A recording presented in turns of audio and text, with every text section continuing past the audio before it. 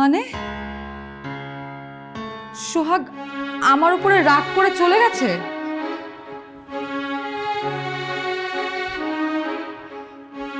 না, আমি তো ওকে এভাবে আমার উপরে রাগ করে চলে যেতে দিব না।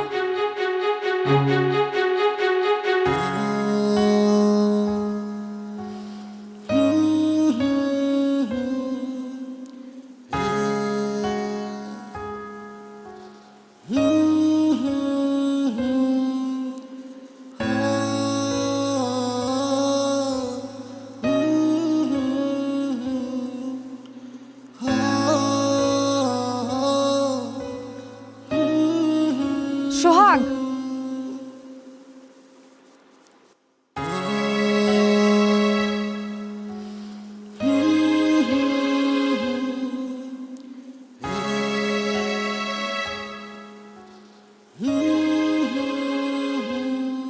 তুমি যে মিশন নিয়ে এসেছিলে সেটা সাকসেসফুল না করেই চলে যাচ্ছ।